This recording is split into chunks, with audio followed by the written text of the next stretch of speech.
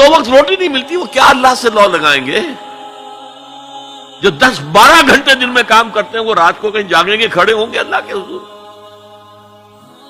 شاہ صاحب کہتے ہیں کہ یہ جو طبقہ پیدا ہوتا ہے غرباء کا، یہ انسانوں کی شکل میں حیوان بن جاتے ہیں، لدو اونٹ، بار برداری کے جانور، کولو کے بیل، وہ انسان نہیں رہتے۔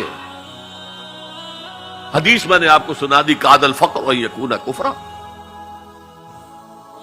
تو اس انقلاب کو برپا کرنے کے لیے، اور یہ میں آپ سے عرض کر دوں، تاریخ انسانی کا عظیم ترین انقلاب وہ ہے جو محمد نے برپا کیا صلی اللہ علیہ وسلم، اور یہ میری بات نہیں ہے۔ ڈاکٹر ایم این رائے،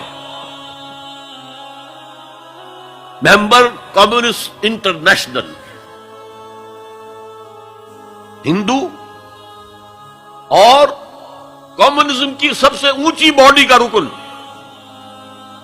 1920 میں بولشوک ریولوشن کے 3 سال بعد 1917 میں انقلاب آیا تھا، ایک لیکچر دیا ہے لاہور میں، بریڈلا ہال میں، دی ہسٹوریکل رول آف اسلام، اور اس نے کہا عظیم ترین انقلاب وہ تھا تاریخ انسانی کا جو محمد نے برپا کیا، because he was a revolutionary, he knew what a revolution means. کہا عظیم ترین انقلاب وہ ہے جو محمد نے برپا کیا۔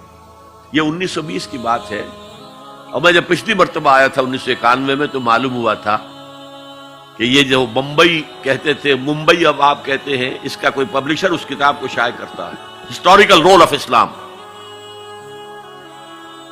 اچھا، یہ تو ہوا 20ویں صدی کے شروع سے 20واں سال، اس کے اختتام سے 20 سال پہلے کتاب لکھی گئی دی 100،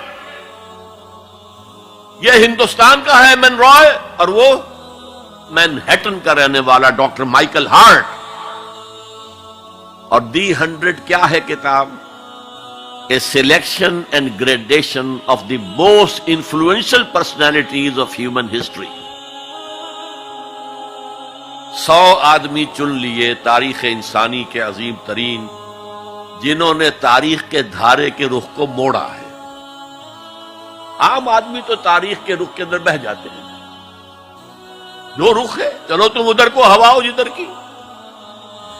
کچھ لوگ ایسے بھی دنیا میں پیدا ہوئے ہیں جنہوں نے تاریخ کے دھارے کے رخ کو تھوڑا موڑا ہے۔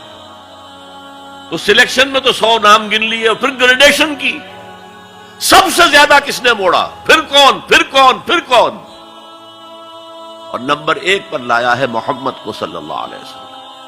جو کتاب اویلیبل ہے آپ پڑھیں،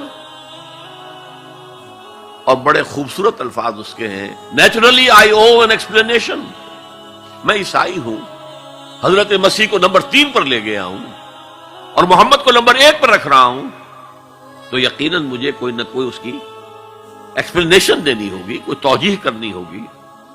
اور پھر اس نے وہ جملہ لکھا ہے جو میرے علم کی حد تک کسی مسلمان کی رسائی اس تک نہیں ہوئی۔ This is because he was the only person who was supremely successful on both the religious and secular fields.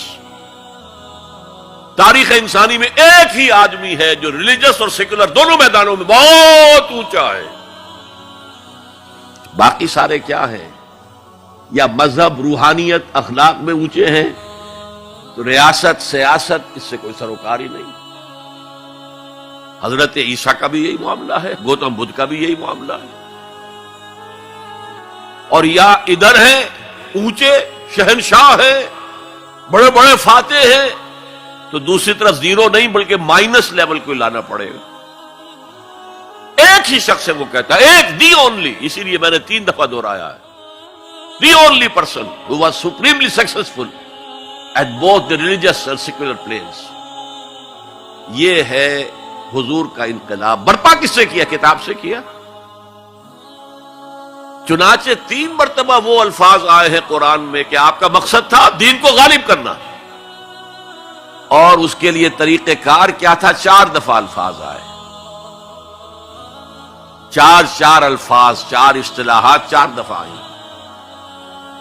حضرت ابراہیم اور حضرت اسماعیل کی دعا جب وہ اذ یرفع ابراہیم القواعد من البیت و اسماعیل، اس میں دعا میں شامل ہے ربنا وبعث فیہم رسولا منہم، اے اللہ یہ جو میں اپنی نسل کی ایک شاخ کو یہاں آباد کر رہا ہوں، ان میں ایک رسول بھیجیو جو انہی میں سے ہو، کوئی مغایرت نہ ہو کہ باہر سے آیا ہوا رسول ہے، اس کی زبان اور ہے، ان کی زبان انہی میں سے ہو، اور وہ کیا کرے؟